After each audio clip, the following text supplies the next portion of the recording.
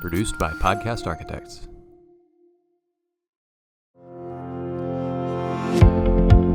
Welcome back to another episode of The Path Forward. As your host, Dr. Rick Fernandez, and I have a guest joining me today at our Talis event, Dr. Vijil, Superintendent, Fabens ISD. Yes, sir. I'm so excited. I'm excited too. Can I share the story really quickly of how we met? Yes. So I was doing a dissertation, and I was looking for Latina superintendents in the Houston area.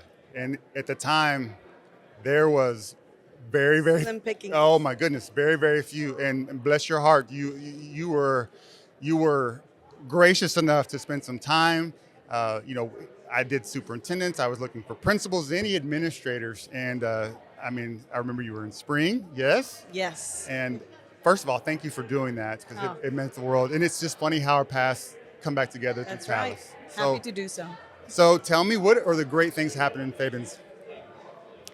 You know, we have a mindset, a philosophy to put COVID in the rearview mirror. I love it. And so we began our year with a bang. And, we're always really intentional about looking at our culture and what's important to our students. And so last year we brought soccer to Fabens ISD. Nice. Never had a UIL Really? soccer team. And this year we brought mariachi, the mariachi band. Oh my goodness. And it's growing fast and furious. So and the they kids- sound wonderful. I mean, is it just precious? I mean, it just melts your heart? It melts my heart. They performed for the first time on 16 de septiembre, and they sound great, and the group is just growing. And our teacher is so committed. You know, it comes down to teachers. Absolutely, always. And our teacher is so committed. She didn't have the instruments yet, so she said, I've got some instruments, use some of mine. And so they have just progressed, and they sounded fabulous. So we're really excited about that. So the start of school sounds like it's going great, right? It is going great. Great morale, great, the fire, the energy's back. It is. So teachers, I know everybody's been struggling a little bit with finding teachers, and it's just tough, and that's the reality. Tell us a little bit about what you've done to have an intentional pipeline for your teachers coming through. Rick, we were one of those that was hit hard. Yeah. And being out in the rural community of the El Paso community, we have to compete Sure. with the large districts of El Paso, Isleta, and Socorro ISD. Yes. And so we have to be very intentional about growing our own teachers. And so we do that. We begin at the high school. We offer courses. Students who finish our program will have a certificate, Awesome. instructional aid certificate by the time they graduate from high school. And then we have a very robust cycle, if you will. And so we, this year, we have what we have always known as student teachers. Right. They're residential teachers now who are with us for the entire year, and they're actually getting paid Oh, wow. for the entire year. So typically when you have student teachers, they're getting the experience, right? Exactly. But they're not getting the They're money not- to come along with it. Exactly. So they're with us for the entire school year, and we use the team teaching approach. And so they're learning from their mentor teacher in there, and it's just a really great symbiotic relationship that is working very well. And then we have our mentor program, Okay. where we have our teachers 0 to 2 years that are receiving the training, and we also partner with the University of Texas at El Paso, and those mentors come in and they go into their classroom and they watch and they learn and they help, and it's really a robust program.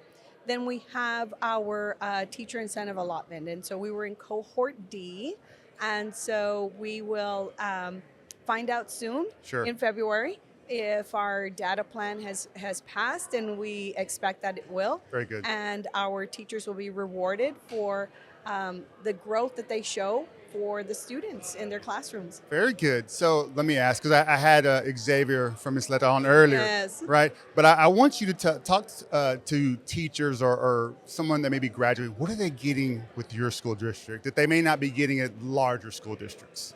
Well, for sure. And in Fabens ISD, you're going to find small classrooms, dedicated teachers, that give up their time and their talent to make sure that our students are growing. And so we're very dedicated to the one-to-one aspect that's needed Right. for our students to know my teacher cares. My teacher is there. She knows who I am. Our fabulous principals, our fabulous teachers know our families. And so as an example, during COVID, any student that was coming across the border and got caught over in Mexico, our teachers and our principals were there at the border to deliver instruction, and they gave lessons to the families over there at the bridge. That's amazing. Yes. That is above and beyond the Call of Duty. There's really no doubt. is. So is it safe to say you guys are like one close-knit, very much a family? Absolutely. Somos familia. Yes, that's outstanding. So I love career in tech. I love all of the things that kind of blend business and industry with education. What do you see for the students of the district that may be graduating in terms of the industries out there, or any partnerships, any career paths that you're excited about? Well, we have dedicated ourselves to increasing our programming and making sure that our early college program continues to be a robust program. Yeah, yes. So we you have graduate many students from the early college? From early with college. With associates? With an associate's. Oh, we have some students attending the University of Texas at El Paso already in their senior year. We also have a very strong P-Tech program, and this is the first year that our students are actually going to El Paso Community College. How are they liking it? They are loving it. Yes. This is diesel engines and diesel engineering that they are working on, and so these are students that typically wouldn't have thought to go to an El Paso Community College to get some college credit hours. When they come back, do they feel a little bit more grown up now that they're on the college campus? Absolutely. You sense it, right? Well, you can sense it. Yes. You can sense it, and the El Paso Community College has a beautiful, brand new facility that our students get to be a part of. Then we also have a strong T-STEM program, and that continues to grow.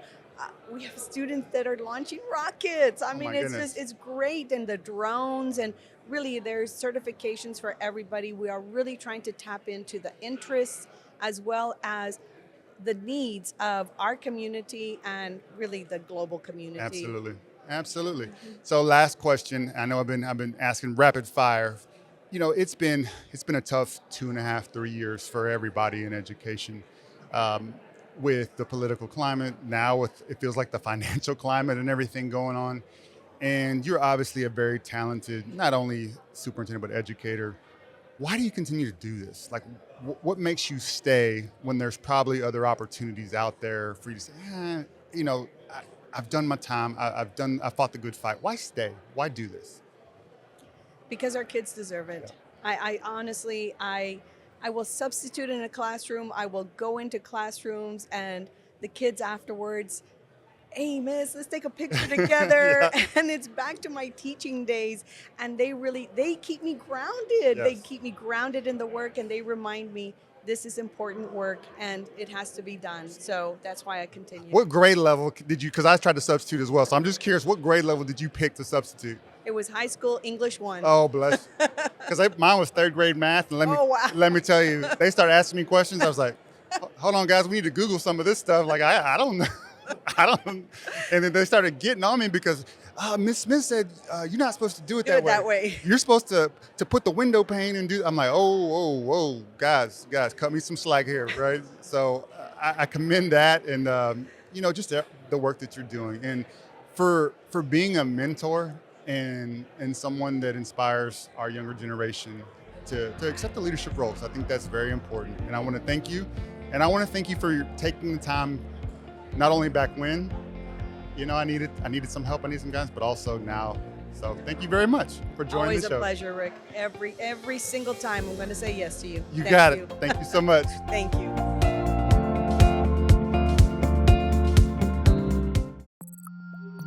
Produced by Podcast Architects.